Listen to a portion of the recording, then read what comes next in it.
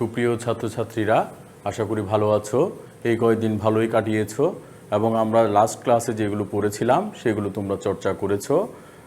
তোমাদের কোনো সমস্যা হলে তোমরা কমেন্টে উল্লেখ করবে এবং জিমেইল আইডিতে যেটি সূচিতে প্রথমে যে আছে ওইটাতে তোমরা কোয়েশ্চেন পাঠাতে পারো। আমরা সর্বোচ্চ তোমাদের সহযোগিতা করার চেষ্টা করব। এখন আমরা গত ক্লাসে যে শেষ দিকে যে জিনিসটা আলোচনা করেছিলাম, রেডিয়ান পরিমাপে বৃত্তচাপ ও বৃত্তকলার সম্পর্ক ও প্রয়োগ, আমরা সম্পর্কটা আলোচনা করেছিলাম। এখন প্রয়োগের দিকে আমরা একটু যাওয়ার চেষ্টা করব।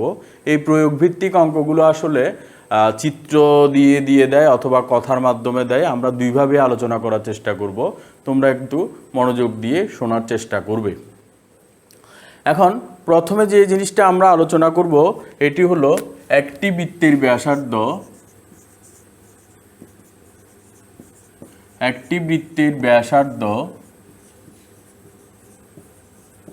8 সেন্টিমিটার। এটি কেন্দ্রে 30 ডিগ্রি কোণ উৎপন্ন করলে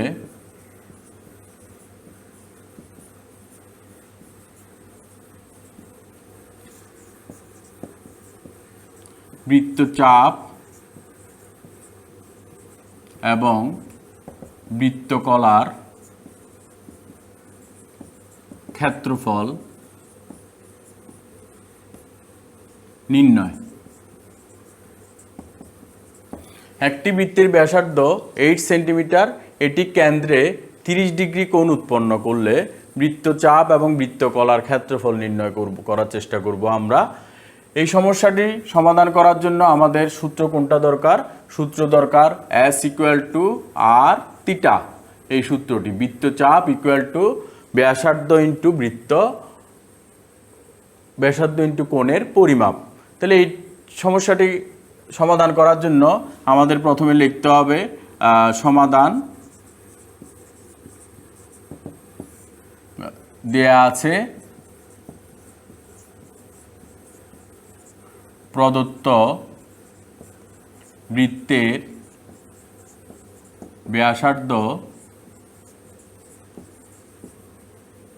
R সমান 8 সেন্টিমিটার, কেন্দ্রে উৎপন্ন কোণ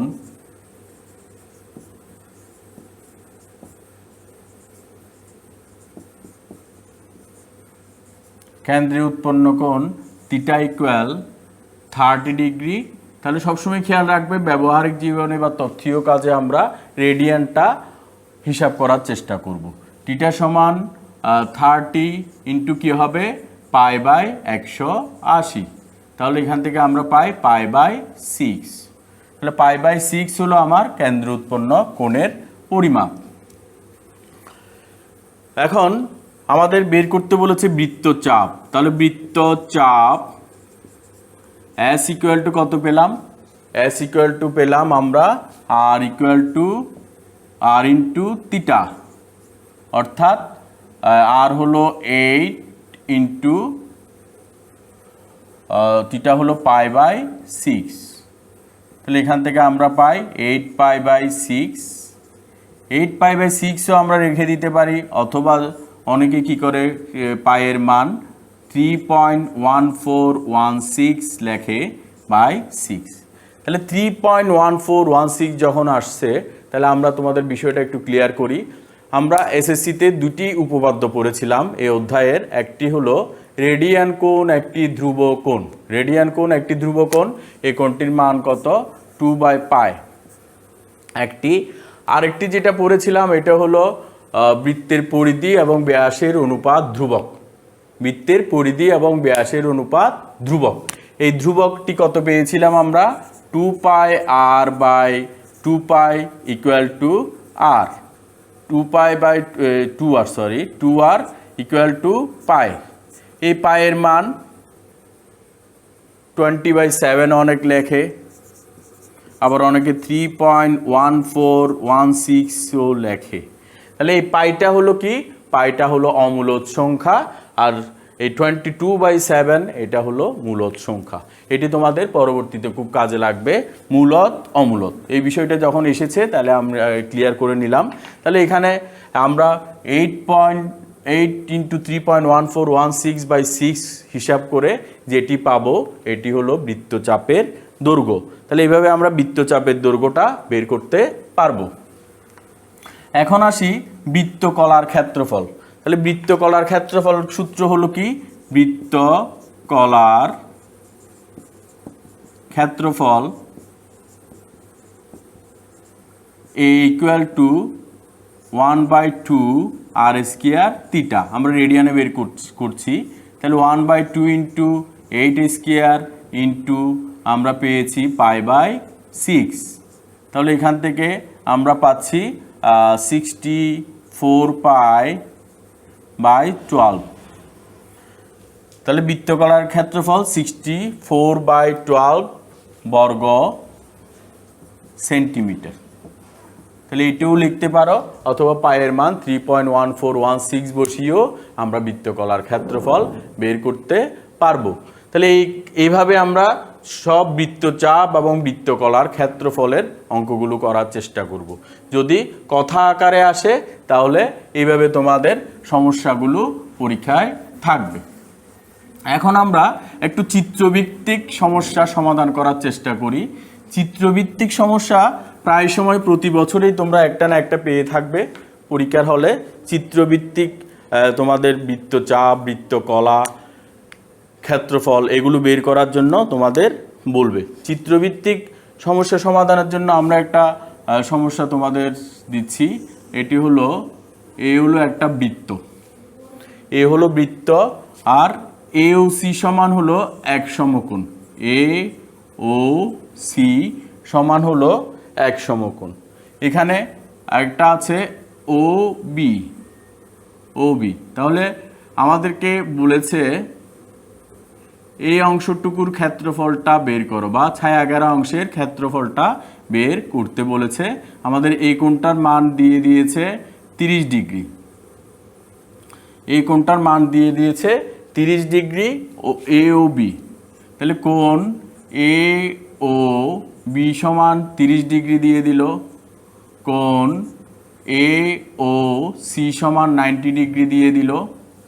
তারপরে তোমাদের OA সমান 2 দিয়ে দিল। OA সমান 2। তাহলে তোমাদেরকে বলবে এই ছায়াঘেরা অংশ মানে কি, এই অংশটা, শুধু এই অংশটার ক্ষেত্রফলটা বের করতে বলবে।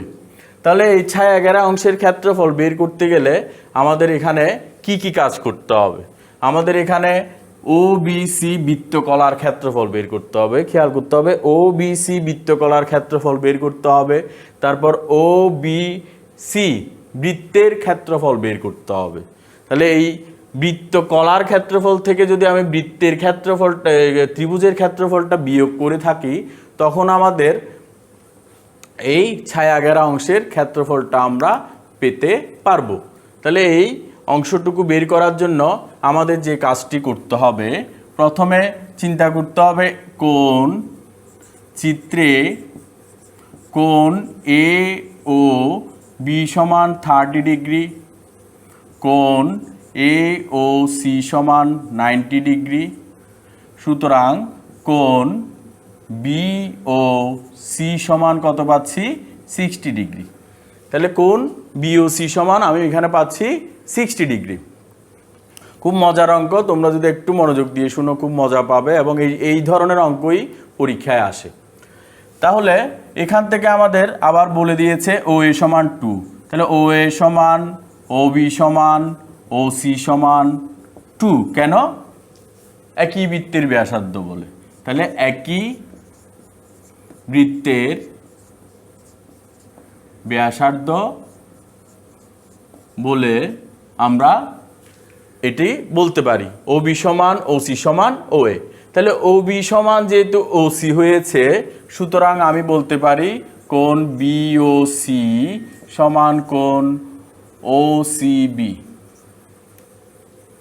অথবা এটাও না লিখে আমি বলতে পারি OBC সমান কোণ OCB। তাহলে ওবিসি সমান কোণ ওসিবি।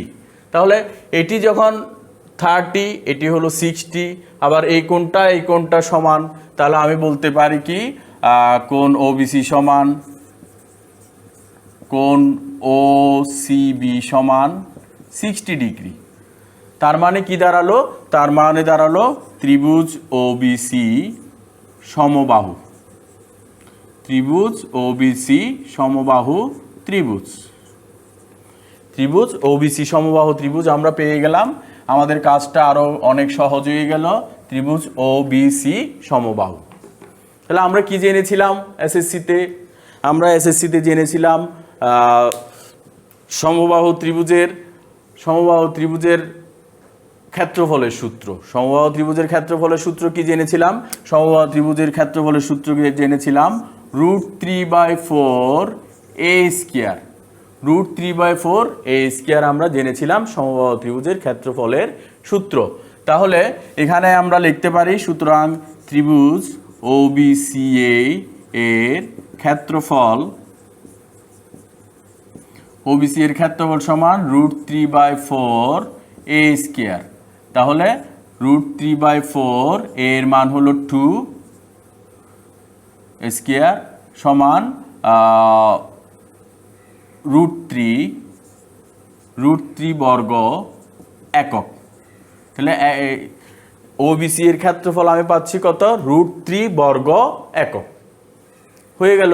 এখন বৃত্তকলা ওবিসি এর ক্ষেত্রফল সমান কত?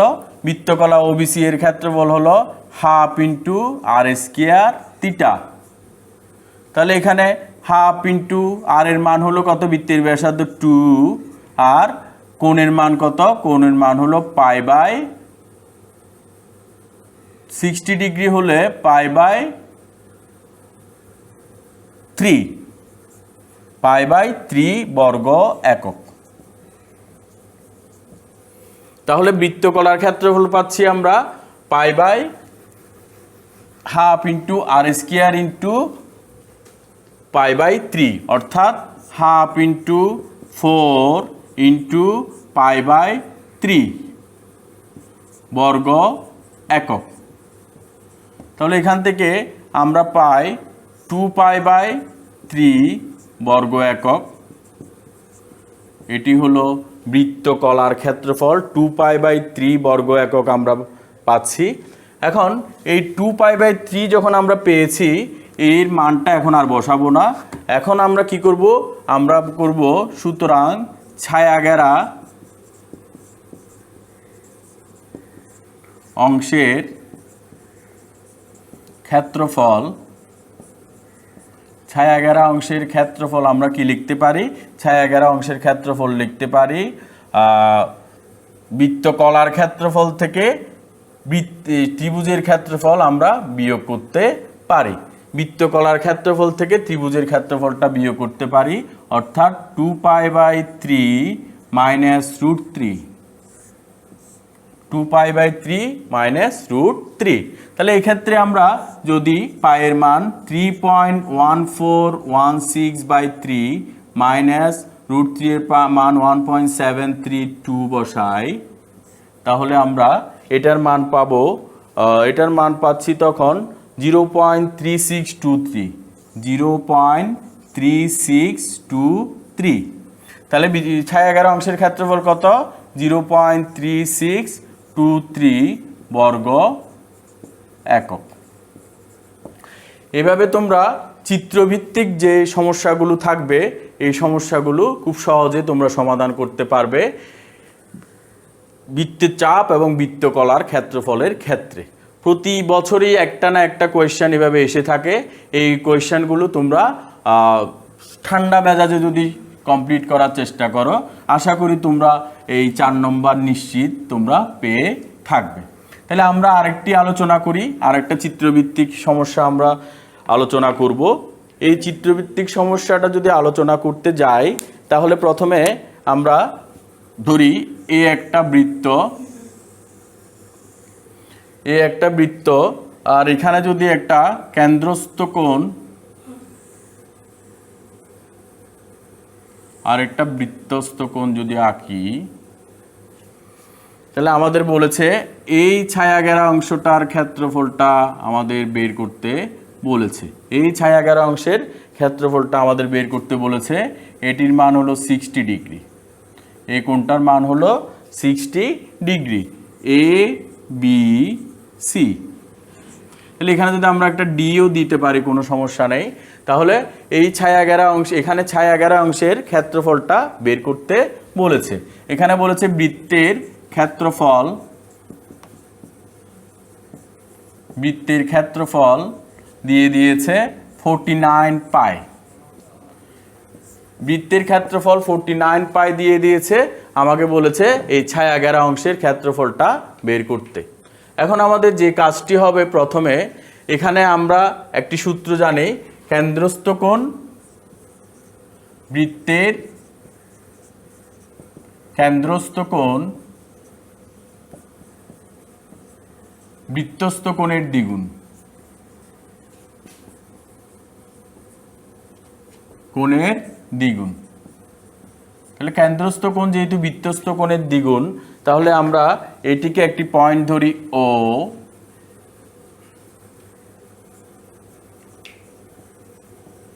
তাহলে কেন্দ্রস্থ কোণ যেহেতু বৃত্তস্থ কোণের দ্বিগুণ, সুতরাং কোণ B O C equal to 2 into কোণ বি এ সি। তাহলে এখান থেকে 2 ইন্টু 60 ডিগ্রি বা 180 ডিগ্রি আমরা বের করতে পারি। কিসের মান? কোণ বিওসি এর মান। তাহলে বিওসি এর মান 120 ডিগ্রি বের করলে হবে না। এটি যেহেতু তথ্যীয় কাজে আমাদের ব্যবহার হচ্ছে, ব্যবহারিক কাজে, এবং তাইলে সেজন্য আমরা এটা রেডিয়ানে প্রকাশ করব। তাহলে এটা রেডিয়ানে প্রকাশ করলে কি করতে হবে? 120 ইন্টু পাই বাই 180। তাহলে এখানে এটা কাটাকাটি করলে 2 পাই বাই 3 হয়, 2 পাই বাই 3 রেডিয়ান। এটি হলো কোণ বিওসি এর পরিমাণ। এখন আমাদের এই অংশটির ক্ষেত্রফল বের করতে হবে, ছায়া ঘেরা অংশটি। তাহলে ছায়া ঘেরা অংশটি কি? ছায়া ঘেরাটা অংশটি হলো, ছায়া ঘেরা অংশটি হলো কি? বিওসিডি অথবা বিওসি বৃত্তকলা। তাহলে আমরা এটা লিখতে পারি, সুতরাং বিওসি বৃত্তকলা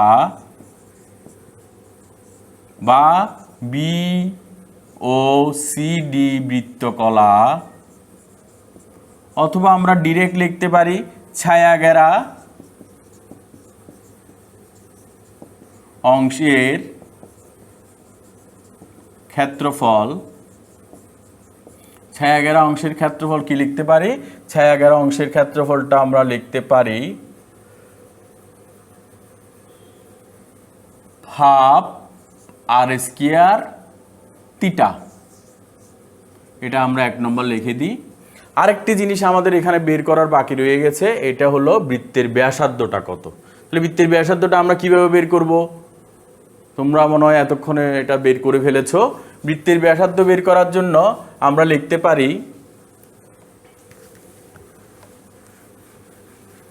দেয়া আছে বৃত্তের ক্ষেত্রফল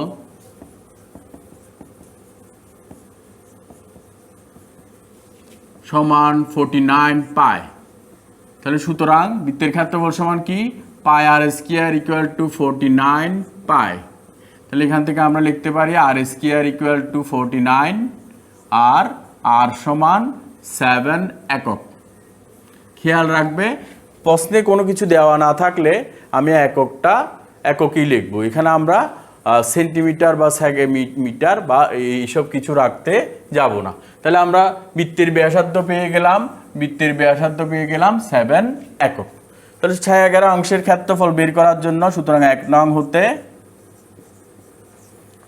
ক্ষেত্রফল এখানে নাম দিই এ ইকুয়াল টু, তাহলে 1 নং হতে এ ইকুয়াল টু কত পাচ্ছি? হাফ ইন্টু আর এর মান 7 স্কয়ার ইন্টু থিটার মান হলো 2 পাই বাই 3, আর এখানে লিখব বর্গ একক। তাহলে ছায়াগারা অংশের ক্ষেত্রফল আমরা যেটা পাচ্ছি, ওই ছায়াগারা অংশের ক্ষেত্রফলটা হলো 51.31 বর্গ একক, যদি পায়ের মান 3.1416 বসায়। তাহলে এইভাবে তোমরা চিত্রভিত্তিক সমস্যা, এমনি কথা দিয়ে কোনো সমস্যা থাকলে ওই সমস্যা, সব ধরনের সমস্যার সমাধান তোমরা এভাবে সহজে করতে পারবে। তাহলে আশা করি তোমাদের আর কোনো সমস্যা হবে না এই চিত্রভিত্তিক বিভিন্ন সমস্যাগুলোর ক্ষেত্রে। তাও আমি তোমাদের দুটো বাড়ির কাজ দিয়ে দিচ্ছি, তোমরা এগুলো করার চেষ্টা করবে। যদি কোনো সমস্যা হয় তোমরা প্রশ্ন করবে, আমরা প্রশ্নগুলোর উত্তর দেওয়ার সর্বোচ্চ চেষ্টা করব। যেটি সমস্যা একটি চিত্রভিত্তিক, একটি বর্ণনাভিত্তিক সমস্যা আমরা তোমাদের দিচ্ছি। একটা হলো এই একটা বৃত্ত দেয়া আছে, আর বৃত্তের ভিতরে একটা ত্রিভুজ দেয়া আছে। এটা হলো 4 সেন্টিমিটার, এটা হলো 4 সেন্টিমিটার, আর এটা হলো 4√, এই বাহুটা হলো 4√2। তাহলে আমাকে এই অংশটির ক্ষেত্রফলটা বের করতে বলেছে, সেটি হলো এই। এখানে সব কিছু দেওয়া আছে। বাহু দুটির দৈর্ঘ্য 4 সেন্টিমিটার, আর আরেকটি বাহুর দৈর্ঘ্য ভূমিটা হলো 4√2 সেন্টিমিটার। তাহলে আমাদের বৃত্তের এই ছায়াঘেরা অংশটির ক্ষেত্রফলটা বের করতে বলেছে। তাহলে এখানে এ বি সমান 4√2 সেন্টিমিটার, অথবা এগুলো দিল না। ও বি সমান 4 সেন্টিমিটার,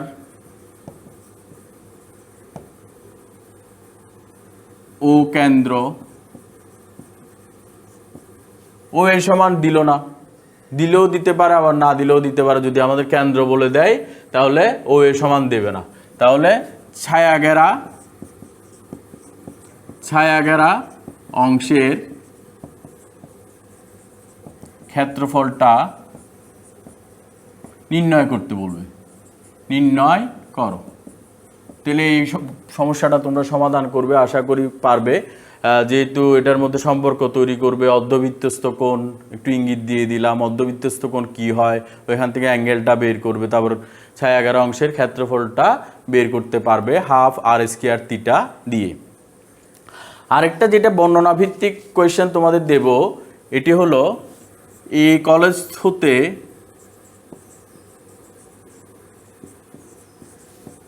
একজন সাইকেল আরোহী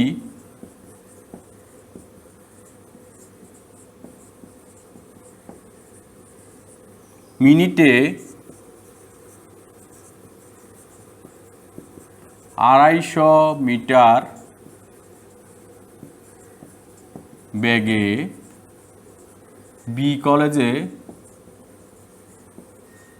পৌঁছালো। খেয়াল করো, এই কলেজ হতে একজন সাইকেল আরোহী মিনিটে 250 মিটার বেগে বি কলেজে পৌঁছালো। কলেজ দুটি পৃথিবীর কেন্দ্রে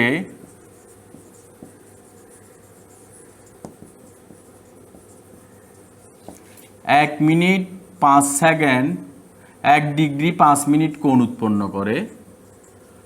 কলেজ দুটি পৃথিবীর কেন্দ্রে 1 ডিগ্রি 5 মিনিট কোণ উৎপন্ন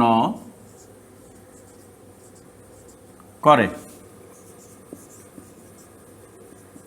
পৃথিবীর ব্যাসার্ধ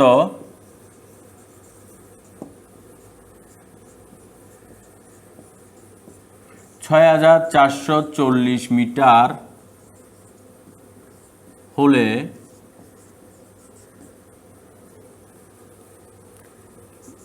এ কলেজ হতে বি কলেজে যেতে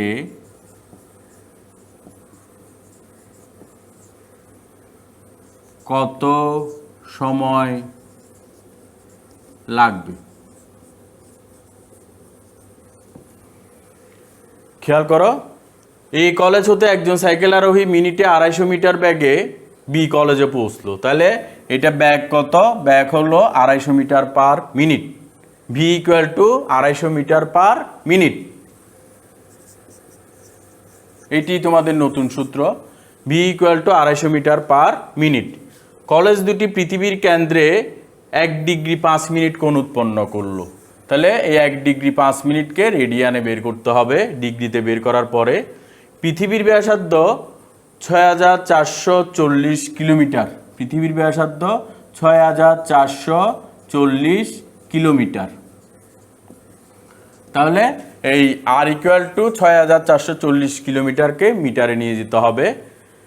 এই কলেজ হতে বি কলেজে যেতে কত সময় লাগবে? তাহলে আমাদের সূত্র কয়টা লাগছে? দুইটা। একটা হলো S equal to r theta, ওইখান থেকে আমরা এস বের করব। তারপর এস ইকুয়াল টু ভিটি, এখান থেকে আমরা পি বের করব। তাহলে আশা করি তোমরা এই দুইটা অঙ্ক দিচ্ছি, এই দুটো অঙ্ক করবে বাসায়, তখন তোমরা আনন্দ পাবে। একটা জিনিসের মধ্যে আনন্দ খুঁজে পেলে ওই বিষয়ে খারাপ করার কোনো সুযোগ থাকে না। তাহলে তোমরা বাসায় ভালোভাবে অঙ্কগুলো করার চেষ্টা করবে। আগামী ক্লাসে আমি ত্রিকোণমিতিক অনুপাত যেগুলো তোমরা করছো, কস স্কয়ার প্লাস সাইন স্কয়ারের sine square equal to 1 plus tan স্কয়ারের এই বিষয়গুলো আলোচনা করব।